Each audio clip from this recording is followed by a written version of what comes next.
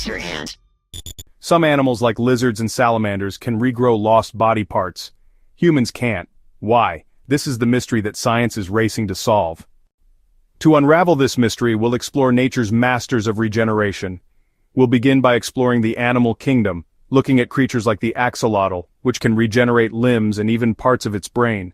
We will investigate how these animals rebuild intricate structures with flawless precision. Next, we will turn the lens back onto ourselves and examine the human healing process in detail. Finally, we will look toward the horizon of scientific innovation. From stem cell therapies to gene editing technologies like CRISPR, scientists are actively working to rewrite the rules of human healing. The journey begins now. Let's explore the salamander, one of nature's regeneration champions. If it loses a leg, the cells remember a blueprint and rebuild the limb. This is thanks to the blastema, a command center of cells. It can repeat this process throughout its life. The immune system manages inflammation, enabling this regeneration. Starfish take regeneration to an extreme level. A lost arm can grow into a clone. This is whole-body regeneration. Even more astonishing is the planarian flatworm. Cut it into pieces, and almost every piece can regrow into a complete worm. A single worm can become an army of clones. Studying the planarian provides a model for understanding how to build an entire body from almost nothing. Let's examine the lizard. Its tail is vital but also disposable. Lizards detach their tails when grabbed by a predator. This is a life-saving sacrifice. The detached tail distracts the predator, giving the lizard a chance to escape. The lizard regenerates its tail, but it's not a perfect copy. It regrows as cartilage. It's a strategic compromise for survival. When disaster strikes the human body, survival comes first. Instantly, our systems launch a rapid response, clotting blood, sealing wounds, and fighting off infection. This fast, coordinated effort saves lives, but it comes at a cost. Instead of regrowing lost parts, we heal with scars. Evolution chose speed and survival over perfect regeneration. After a wound, your body quickly builds a scar, a tough, fast patch made by fibroblasts and collagen. This scar acts as a permanent barrier, sealing the injury but blocking true regeneration.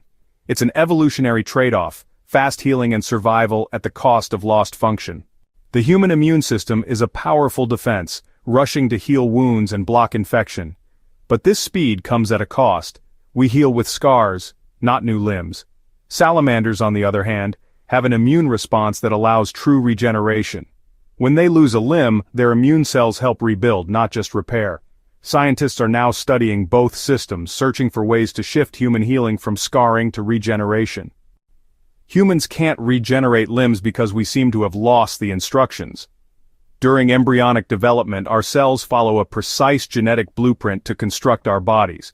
When a salamander regenerates a limb, its cells can somehow reopen that developmental playbook, turning back to an embryonic-like state.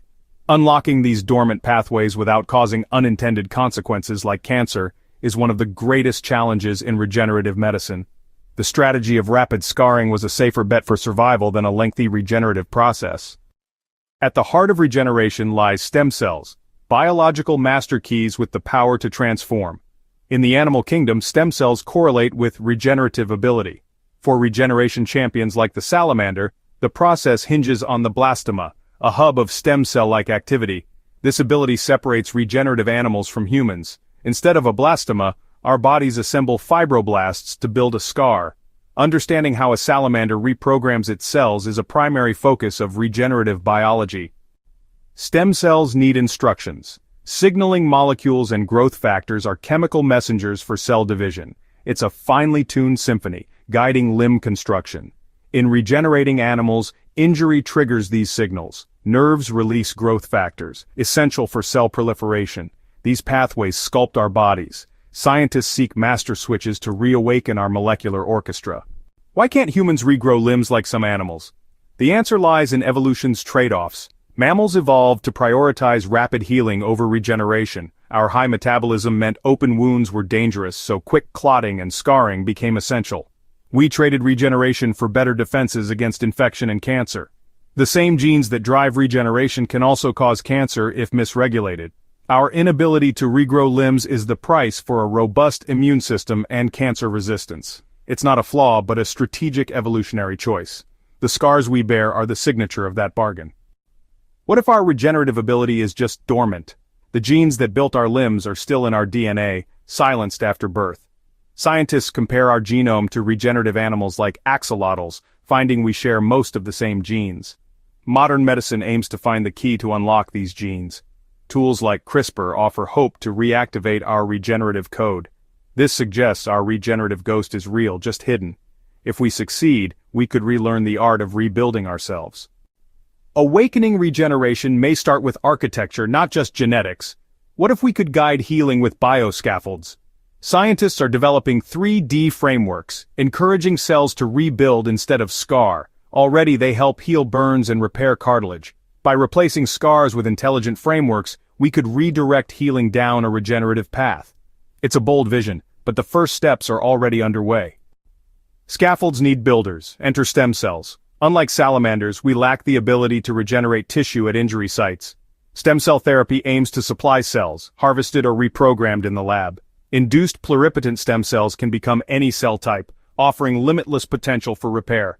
Combining stem cells with scaffolds could provide the blueprint for regeneration. The dream, to rebuild what was once lost, cell by cell. What if we could rewrite our healing process at the genetic level?